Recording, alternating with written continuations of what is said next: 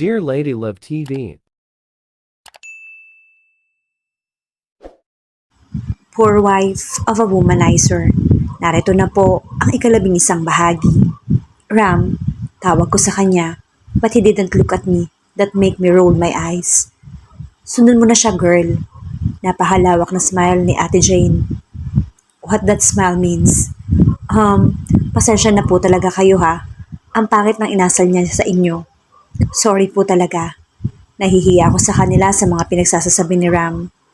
Hinawakan ni Ate Tin ang kamay ko and she gave me a sweet smile. Ayos na yon. Nag-sorry naman siya eh. Saad ni ate. Na para bang inaalis na yung hiya ko. Ikaw ha, asawa mo pala si Pogi. Ay, hinampas-hampas ako ni Ate Ann sa braso. Pero mahina lang. Halata talaga ang kilig niya. Parang babae lang kung kiligin. Bagay kayo. You know why? Cause you two are different. Alam mo bang magandang panoorin ang dalawang tao na magkaiba ang gusto? Pero kapag nagmamahalan, sobrang tibay. Yung tipo na magkakaunawaan kayo at matututo silang gawin ang mga bagay na ayaw nila para lang sa minamahal nila. That's what you call true love. Mahabang litanya ni Ate Ann. Hindi naman ganun si Ram eh. Sarah, sino sila? Napatingin ako sa tumawag sa akin. Nakita ko si Red na nakatayo sa may tabi ko at nakaturo sa mga kausap ko. Red, ikaw pala. Sila nga pala sina Ate Tin, Ate Jane, and Ate Ann. Tinuro ko sila Ate Ann. Isa-isa habang pinapakilala kay Red. Hi, Pogi. Sabay-sabay na bati nila kay Red. Nakita ko na laki ang mata ni Red at napalunok siya na para bang kinakabahan. Bakla sila? Nauutal niyan tanong at hindi maipinta ang mukha niya. Tumango naman kaming apat. Yung shock face niya naging mas kinabahan. Ano nangyari sa kanya? Natawa lang ito, tapos napakamot sa ulo. Nabaliw na ata. Sino siya? Tanong ni Ate Ann at ang lawak ng ngiti niya. Si Red, pinsan ni Ram. Sagot ko at tinignan si Red na para bang sinasabi niya na wag ko nang sabihin. Sarah, tara na. Pinapasundo ka na ni Zeki. Aniya at hinawakan ako sa siko para bang minamadali niya ako makaalis rito. Zeki, the three gaze as us in unison. May gulat sa mata nila at hindi makapaniwala. Yes, oo, me and Red, said in unison. Then nakipagtitigan ako sa kanila. You mean Zeki Mendez? Paninigurado ni Ate Jane. Tumango lang ako dahil wala akong masabi. Paano nila nakilala si Ram? Isama mo kami. Gusto namin siya makita sa personal. Presenta naman ni Ate Ann. Oo nga, ang gwapo ng pinsan na yon. Pwede kami sumama? Sabi naman ni Ate Tina na para bang nag-spark ang mata niya. Ano? Gwapo talaga lalo na si Red. Pagmamayabang ni Red, kaya napatingin ako sa kanya. Kininditan pa ako. Si Red talaga binuhat na ang sariling bangko. Nakita niyo na po siya sa personal? Sabi ko naman na kumamot sa ulo. Paano ba to? Kilala si Ram sa name at itsura. Hindi, ano ba yan? Hindi pa. Sabay-sabay silang tatlo na talagang gustong-gusto makita si Zeki. Si Ram at Zeki ay iisa. Ani ko na ikinalaki ng mata nila at sabay-sabay na napatingin kay Red. Kung pinsan ka ni Ram, so isa ka ring Mendez? They said in unison. Sinugod nila si Red ng yakap. Pinag-aagawan nila para bang bata si Red. Samantalang ito naman ay hindi nakalayo agad dahil sa hindi niya inaakala na susugurin siya. Pinaghihila, gusto ko sanang awatin kaso parang hindi sila magpaawat. Kawawa naman si Red. Ito siguro ang reason kung bakit ayaw ni Ram sa bading. Oh my, so ikaw, asawa ka ni Zeki? Zeki Mendez? Nakakaingit ka girl. Tili naman ni Ate Tina. Tumalon-talon pa ito na para bang nababaliw. Bakit hindi mo sinabi na si Ram mo at si Zeki iisa? Pwede na akong mamatay. Nakahalik na ako kay Red. Nagsisigaw si Ate Ann habang nakaupo sa buhangin. Tapos sinasabunutan siya ni Ate Jane. Grabe, nagwawala ba naman sila? Ito ba talaga ang mga bading kapag kinikilig? Oh no, poor Red. Pagkatapos nilang paggagawa ng ganon si Red, nagwawala na sila na parang taka sa mental. Gusto kong tawanan ng itsura ni Red pero may side na naaawa ko sa kanya. Alam niyo kung bakit? Para kasi siyang nire-rape ng mga bakla. Pinagkakaguluhan lang naman. Nagkakagulo ang mga ito habang gulong-gulo rin ang buhok niya. Parang ilang araw nang hindi nanuklay. Yung polo niya nagusot-gusot na. Open pa ang first 3 button, medyo may napunit rin sa left side. Tapos napuno siya ng buhangin. Basta, nagmukha na siyang pulubi. Kulang na lang ay uling. Tara na, nababaliw na ata ang mga yan eh. Tsaka nag-aapoy sa galit. Si Ram, alam mo bang bubugbugin niya ako pag hindi kita kasama na bumalik kaya ako pumayag na sunduin ka. Kasi sabi niya, may kasama ka raw na chika babes. Kaya iniwan ka niya. Kaya pumayag ako na sunduin ka kaysa magpahugbog. Pero kung sinabi niya lang na bakla mga kasama mo, edi sana nagpahugbog na lang ako sa kanya. Asar na saad ni Red nang malapit na kami sa cottage. Natatawa na ako sa itsura niya. Hoy, huwag mong tawanan dyan ha, Sarah. Papagahasa kita mamayang gabi kay Ram, subukan mo. Pagalit niya sabi at inaayos ang sarili niya. Pinalo ko siya sa balikat dahil sa kahalayan na sinabi niya. Aray, reklamo niya. Napalakas ata ang pagkakapalo ko kasi naman, ang lakas ng drip hindi nakakatuwa. Ang sakit nun ha, grabe kayong dalawa sa akin. Mag-asawa nga kayo. Grabe naman itong revenge ni Ram. Kakayamot, ang sarap niya ipasok sa'yo.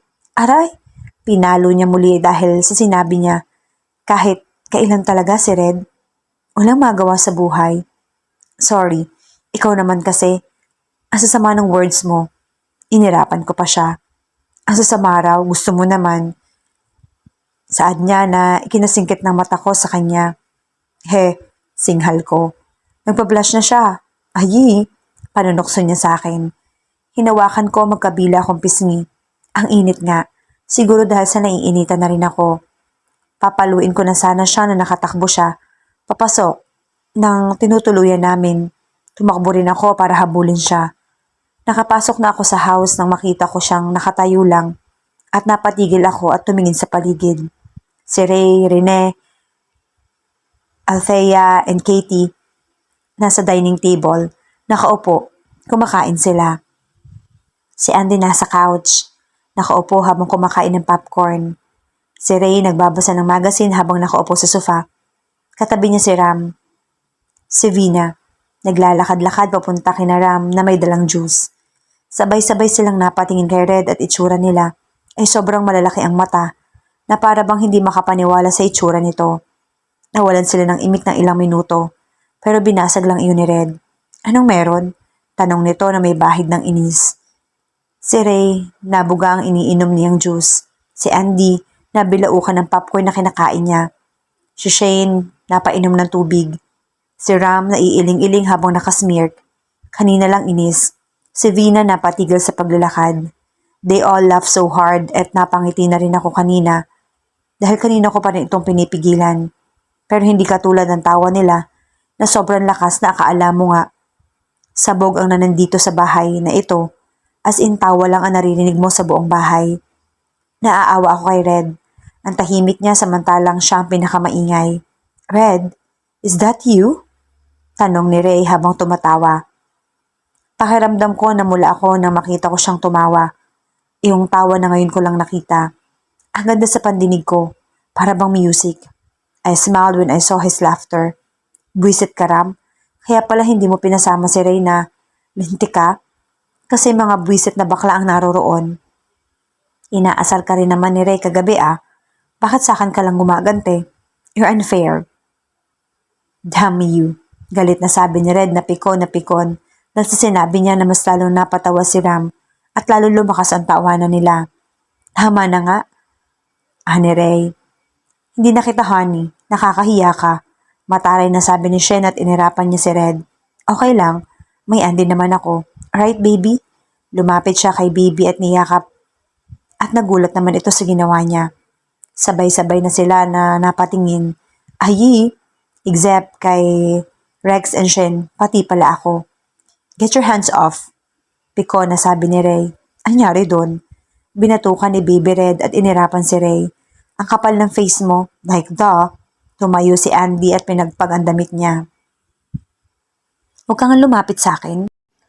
Baka kumapit sa akin ang virus ng mga nang-rape sa'yo. Ew. Sarah, breakfast. Ang abga mo nagising, for sure you're hungry. Aya naman ni Ray sa akin and I smile on him. Buti pa itong lalaking to may care. Later. Red, maligo ka na. Ang laswa mong tingnan. Naaawa na nakakatawa ka. Sabi ko. Nilingon ko si Ram. Inabutan siya ni Vina ng juice. I rolled my eyes bago umakyat sa itaas. Sarah? Pagkapasok ko ng room, naroon na rin siya. Bakit hindi ko napansin na nakasunod siya? Ha? Tipid akong sumagot. Nagulat ako nang hinahawak niya yung kamay ko, dahilan para mapatingin ako sa kanya. Bakit mo naman naisipan na papuntahin doon si Red? Kung makita mo lang kung anong ginawa sa pinsan mo, nakakaawa. Pagalit kong sabi sa kanya. Ano nakakaawa? Nakakatawa kaya? For sure naman, natawa ka sa nakita mo, di ba? Tanong niya pa at hinalikan ang kamay ko na hawak niya. Oo, natawa nga ako. Naawa na rin ako kay Red. Pinagagawa na pinagtatawanan pa. Napalo ko pa. Nakakainis siya. Bati na tayo? Bigla niyang sambit sa gitna ng katahimikan ko. Anong bati na tayo? Sa salas ka matulog, baka sakaling bukas bati na tayo. Asar kong sabi sa kanya. Sinundot niya ang pisngi ko. Namumula ka at tumatawa. Nagugustuhan mo naman yung revenge ko kay Red. Kaya ba bati na tayo? Malambing niya sabi at niyakap niya ako. I didn't hug him back. Anong revenge ang sinasabi mo dyan? You're not a kid anymore, Ram. Basta, sa amin na lang yon. Ligo ka na. Kay aga-aga, papatulugin mo ko agad. Mamaya na yan. Hihintayin kita. Sabay na tayong kumain. Bilisan mo ha. Sabi niya at hinalikan ako sa noo. Bago dumapa sa kama at niyakap ang mga unan. Sinampal mo naman ako kanina kaya bati na tayo. Aniya habang nakasubsob sa una ng mukha.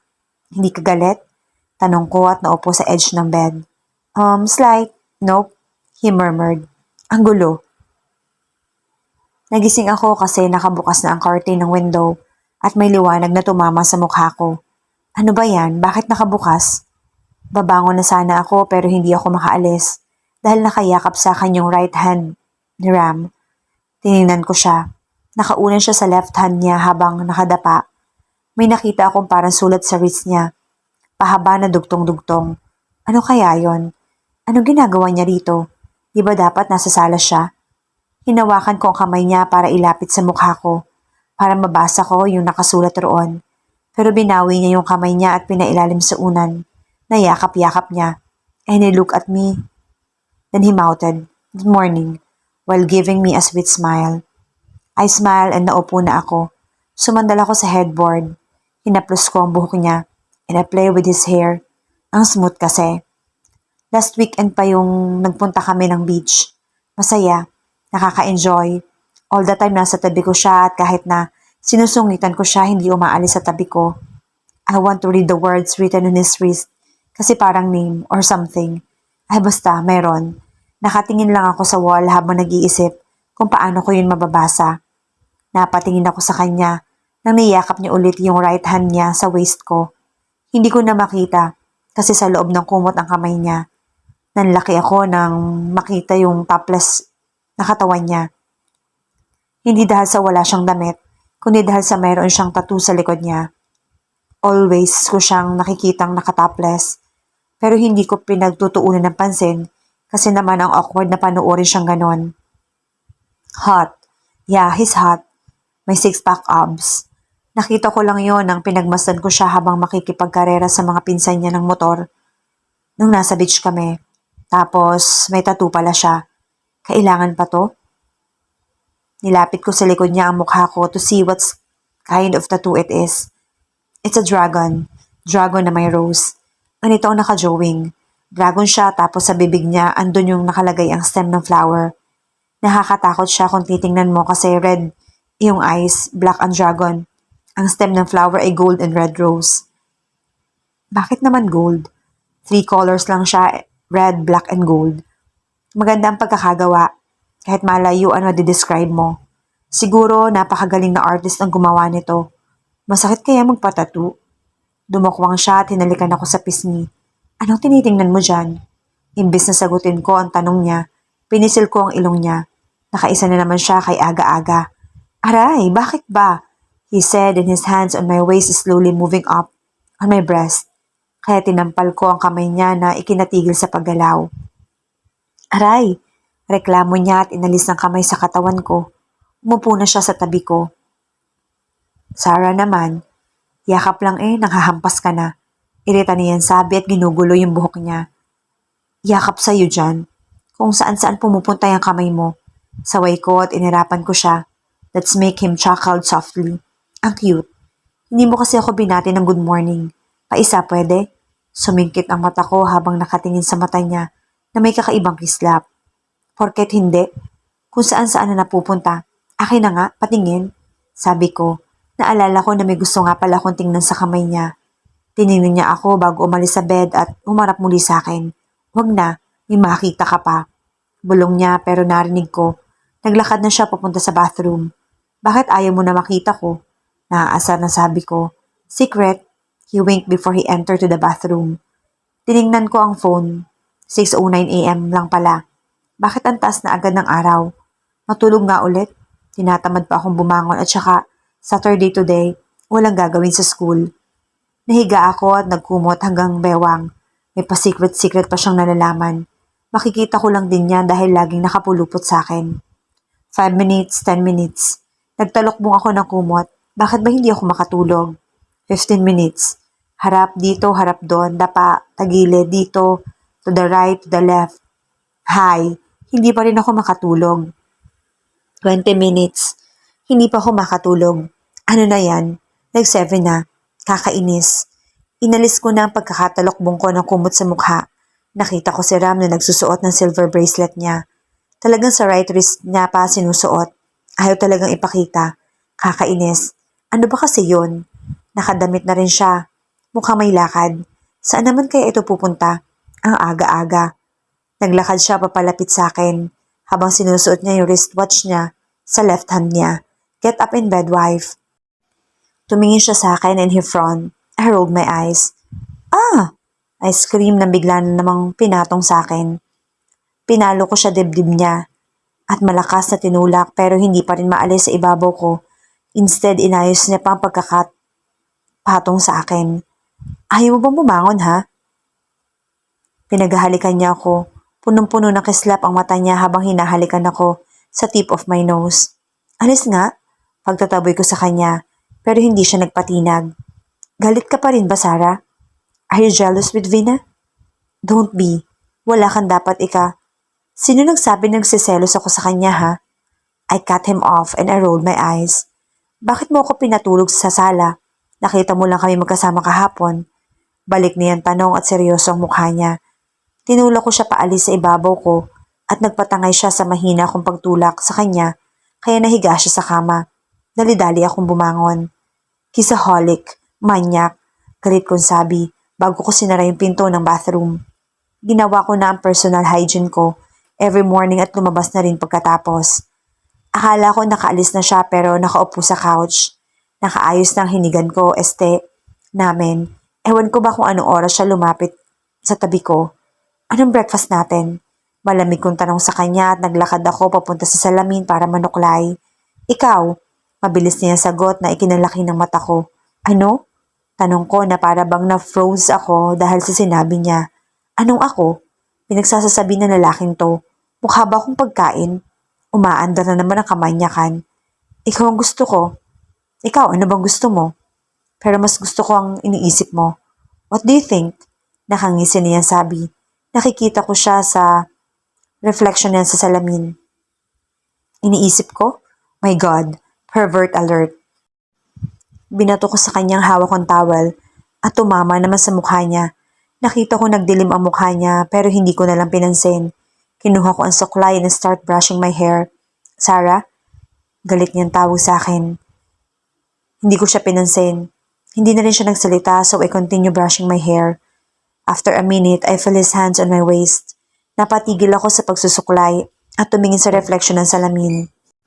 He smirked when our eyes meet in the mirror's reflection. He kissed my hair, my neck. He gave me little sweet kisses. I didn't stop him because I know when he's satisfied on what he's doing, he stopped. Ram, I moaned his name. Nakaramdam ako ng kakaibang sensasyon sa ginawa niya. Imbis na tumigil siya, ay pinagpatuloy niya lang. He didn't stop, instead his hands traveling on my body, make my body hit. He kissed my nape, again traveling to my neck, licking and suck. He groaned before he stopped kissing me. He looked at the mirror and I do the same, looking to his eyes straight. Ang bilis ng tibok ng puso ko. Kinakabahan ako dahil sa ginawa niya. Yun lang yon. Wala nang ibang ibig sabihin. Finish? Can I continue brushing my hair? I asked without breaking the eye-to-eye contact. I rolled my eyes. He smirked and hugged me tight. Can I continue what I'm doing? How? Pinalo ko siya ng suklay. Abuso na kasi. Ngayon niya pa ako hinalikan ng ganun nakakakaba. Yeah, you can brush your hair. He kissed my shoulder before he let me go. I continue brushing my hair and I put my hair on my back. Oh, nanlaki yung mata ko na makita mga hiki sa leeg ko. Hindi lang isa. Ram! I shouted. Bakit niyo ako nilagyan ng ganito? Nakakainis. Makasigaw naman, Sarah. Aniya, cool na nakaupo sa harap ng salamin at nilalaro ang rolled tissue. Why? He asked innocence without looking at me. And I stopped brushing my hair and I stared at him angrily. Look! Ram, why did you do this? Galit kong tanong sa kanya at tinuro ko yung leeg ko. Mas malalo ako naasar ng ginisihan niya pa ako. Why did you let me? He asked playfully while staring at me. Bakit nga ba? Bakit kasi hinayaan ko siya? Nakakainis. Because I trust you. I answer. I trust him. I'm not saying that I'm willing to give my body to him. I thought he's just doing a simple kiss but why he leave a mark? Hindi ko alam na nagkakaroon ako ng ganito. Nakakainis. Buti kong isa lang, magagawan ko pa ng paraan. You trust me that much, ha? Hinawakan niya ako sa kamay at hinila pa upo sa lap niya. Yes, I trust you. And I know you didn't do anything more than kiss. But why? Why did you leave a mark? I let you do that because when you're satisfied on what you are doing, you stop. Because you respect me. You respect my decision, right? Mahaba akong sabi na inis pa rin sa kanya. He played my finger. Thanks. Maikli niyang sagot. And yes, I respect you with all my heart. I'm not saying sorry for what I did. It's just a hiki. Don't worry. You will not die because of that. Niyakap niya ako mula sa likod. Ako ba talaga ginagalit mo, Ram? Asar kong sambit. Nakaramdam naman ako nang umiling siya. So, can I give you more? Ow! Shit! Nahinto siya sa sasabihin niya at dumaing sa sakit nang inapakan ko yung paa niya nang umalis ako sa pagkakaupo sa lap niya. Ang brutal mo. Damn hurt. Hindi ka na mabiro. Reklamo niya at medyo pa gewang-gewang na naglalakad papunta sa kama. Not funny. Hindi nakakatawa mga bastos mong biro, Ram. Inirapan ko siya.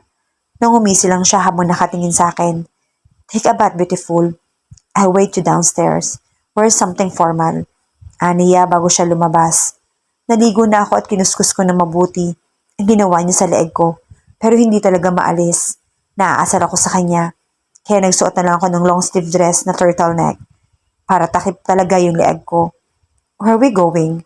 I asked when we were on the middle of the road. Magbe-breakfast. Maikli niyang sagot. Na hindi man lamang ako binalingan ng tingin. Nakatingin ako sa kanya. Hoy, saan nga ba tayo pupunta? Pinagmamasdan ko siya habang nagdadrive. Staring is rude. Sambit niya at agad naman akong umiwas ng tingin sa kanya. Rude? Ang arte mo. Ani ko na binaling ang tingin sa labas. Pikon ka na naman dyan. Hanggang kailan nga kaya magkukulitan ang dalawang ito? Saan nga ba sila dadalhin ang sitwasyon kung nasa saan sila ngayon? Yan ang ating pakaabangan sa muling pagpapatuloy ng ating kwento bukas sa ganito ring oras. Shout out sa lahat nating masugid na taga-subaybay. Maraming salamat po sa patuloy ninyong pagsama sa amin sa kwentong ito. Hanggang sa muli, mag-ingat po tayong lahat.